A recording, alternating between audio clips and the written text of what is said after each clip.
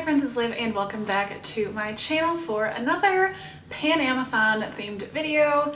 At this rate, I don't think I will ever stop talking about Panemathon because I am just that excited that it is almost here. So today I am bringing you my TBR for the month of June, which is of course my TBR for the Panemathon Readathon. If you don't know, the Panemathon is a month-long readathon inspired by the Hunger Games in celebration of the release of the Ballad of Songbirds and Snakes. This Panemathon was created by my friend Robbie over at And His Nose Stuck in a Book, and there are 12 hosts, one for each of the districts in Pan Am. So I am your district tribute host for District 5. If you would like to join me on this kind of choose your own path battle readathon, I will link all of the information down below as well as the sign up sheet. Hopefully you'll be able to join us and read along. Without further ado, let's jump right in, see which prompts I'm reading for this month, and may the odds be ever in my favor. So before we get into the individual district prompts that I am reading for, I do want to mention that I am planning on rereading all 4 of the books that do take place in the Hunger Games universe this month. We are hosting readathons throughout each of the 4 weeks this month. So the first week of June, we will be reading The Ballad of Songbirds and Snakes. The second week, we will be reading The Hunger Games. The third week, I am actually co-hosting the read-along for Catching Fire, along with my friends Faye over at Books and Chocoholic and April over at the 12 Months of April. And then the last week, we will be reading Mockingjay. So moving into the individual district prompts, what is really great about this readathon and the entire choose your own path kind of thing is that you can choose how little you want to read or how much you want to read. There are 12 prompts, one for each district. However, if you would like to read the same prompt more than once, feel free to do so. If you like to only say read 1 or 2, that is also okay. You can read as many as you'd like, as many times as you'd like. All completely up to you. But the first district I do intend on reading for is District 1, which is an anticipated 5-star read, and for this is a very obvious answer for my reading plans, but it is Queen of Air and Darkness by Cassandra Clare, which is the final book in the Dark Artifices trilogy about Shadowhunters in Los Angeles. If you guys don't know, I have been buddy reading Cassandra Clare's entire Shadowhunter Chronicles with my friend Nicole, and we are finally almost done with the Dark Artifices, which is just completely it's magnificent. This entire series has blown my mind. I am currently almost finished with Lord of Shadows and will be completing the book before the readathon starts. And I'm so excited. I love the direction this series is going in. I think it is phenomenal. I think probably some of her best work in the Shadowhunter universe. The Infernal Devices is currently still my top favorite, but depending on what happens in Queen of Air and Darkness, might just knock that out of top spot and, you know, replace it. I have absolutely loved the first 2 books in this series, and it's building up for such an epic conclusion, and that is what I'm expecting in Queen of Air and Darkness. I've heard some great reviews, so I'm really hoping this doesn't let me down. I'm expecting something completely mind-blowing, completely wonderful, a complete 5-star read, and hopefully Queen of Air and Darkness can fit that bill. So next up we have District 5, which is of course my district, and the prompt for this is to read an ebook or listen to an audiobook.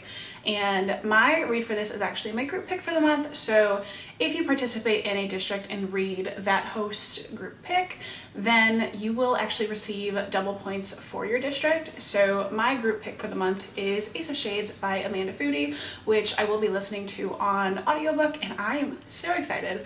I don't know too much about the series, but Emma over at Emma Books absolutely raves about how much she loves it and how I know she thinks that it's a completely underrated book in the online book community, and I would love to see what it's all about. I know it has something to do with like the mafias and almost like a Las Vegas inspired city, but like gambling and stuff like that, and it just sounds so fun. Something that I don't really see a lot in books, so I'm excited to see what this is all about.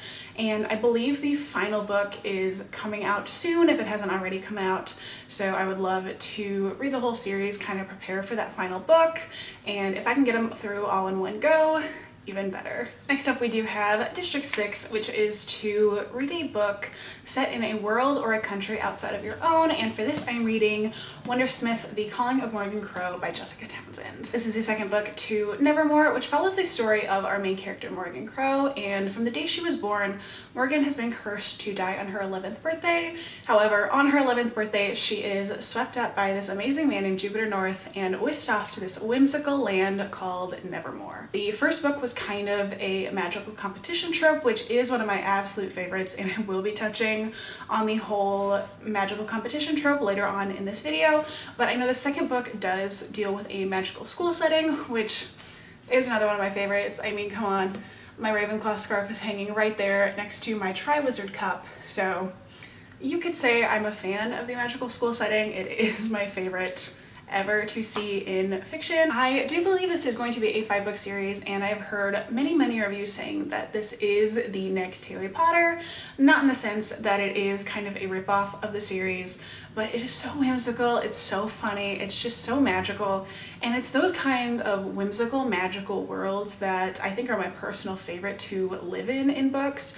I could step into one of these books in one of these whimsical settings and just spend hours upon hours in them. I could live in any of these, and this is just so funny. Like, the train is, you take an umbrella and you just jump up and you hook your umbrella onto like the train, and then when you want to get off you just unhook it and you go. It's just so fun. When I found the prompt for District 6 of something in another world, this has been sitting on my shelves for way too long. Nevermore was one of my favorite books of 2019, so I am so thrilled to finally be picking this up. And next up we do have District 7, which is of course hosted by our creator Robbie, but the prompt for this is to read a book either set in nature or with nature on the cover, and for this I am reading The Cruel Prince by Holly Black. I have heard that this is a wonderful book for getting you out of a reading slump, which unfortunately is something that I have found myself in lately. It's been the worst and I am struggling so hard, so I'm really hoping that this can finally pull me out. This has been on my shelves for a long time and I've heard a million mixed reviews for this, but I think it's time I finally go in and form an opinion of my own. I actually do have some pretty high hopes for this one. This does kind of seem like it is something right up my alley. This does follow our main character Jude and her sister, who are kidnapped as children and brought up in the land of the Fae. However, as they are humans, they are much lower in society, and that's really all I know. I do also know that there's like an enemies to lovers romance that a lot of people really love, and that is another trope that I am a sucker for. So again, right up my alley. But I'm really excited to see what this is all about. I know there is a lot of hype, whether it is positive or negative, and I always do think that there has to be some kind of reason behind that. So when I saw the nature, it was a given. And next up we have District 8, which is to read a book with more than 3 colors on the cover, and this is another reread for me along with the original Hunger Games series, but it is New Moon by Stephanie Meyer. I was able to fit in both of my buddy reads this month, which, thank you Lord. New Moon is of course the sequel to Twilight, which I am rereading with my friend Nicole in order to get ready for Midnight Sun, which is coming in August. And if you are as excited for Midnight Sun as I am, raise your hand. It's gonna be so good. I'm so excited to finally get to get Edward's point of view and learn more about the Cullens, honestly. Although New Moon itself doesn't really have much to do with the Cullens, it is one of my favorites because we do meet the wolves, and the wolves of the pack, they're kind of like 90% of the reason why I love Twilight as much as I do is because I love the werewolves. I have not read the Twilight series since the first time that I did read them back when I was in like 5th and 6th grade in elementary school. So if I was overdue for a reread of anything, it was probably Twilight. And originally we had started the reread not intending on Midnight Sun coming out. It was before we even knew it was going to be a thing. But once it was announced, it was just perfect timing. So I'm really excited to reread New Moon and see what actually happened in the book as opposed to what happened in the movie, which I have seen easily 100 times by now. But I'm so excited. I think I've got some really good stuff in here, and Hopefully it's going to help pull me out of said reading slump, but I'm excited. And our last book that I do have for you guys today is my District 11 prompt, which is to read a book featuring a strong sense of friendship. And this is another reread for me, one that is also overdue, and another one when I brought up the magical school setting and the magical competition setting and my love for it. It is Harry Potter and the Goblet of Fire. If you guys don't know, I have been slowly rereading the entire Harry Potter series. I finished Prisoner of Azkaban back in January, read the illustrated edition, which was absolutely wonderful.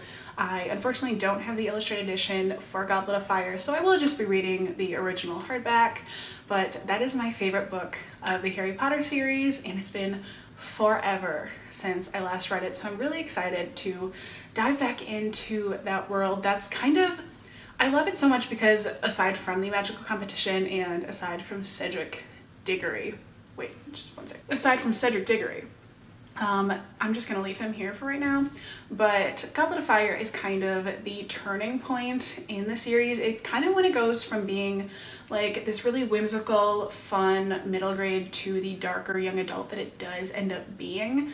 So I'm really excited to reread that and refresh all of my emotions about things that happen in this book and people I love. So that's gonna be an experience. All right, and there you have it, guys. This is my TBR for the Panemathon. I have some great stuff here, some rereads, some books that will hopefully pull me out of this reading slump. I feel like I'm starting to kind of pull myself out and I'm ready to just hit the ground running with this one. I will be vlogging, so be sure to look out for that. That's gonna be a lot of fun. Thank you so much for watching this video. I really hope you did enjoy it. If you did, please be sure to give it a big thumbs up and comment down below if you are participating in the Panemathon this year. What district are you participating for? Hopefully District 5. We are going to be a great team, and you know, ebooks and audiobooks are it's a broad prompt, so join us. We're electrifying and we are powerful, and there's always room for another tribute over in District 5. If you've not seen my tribute announcement video yet, I will also have that link down below, as well as the sign-up sheet and Robbie's original announcement video for the readathon. If you're not subscribed yet to this channel, you can also do so by hitting that button down below. I do upload every Monday and every Thursday on this channel, and you don't want to miss what's coming next.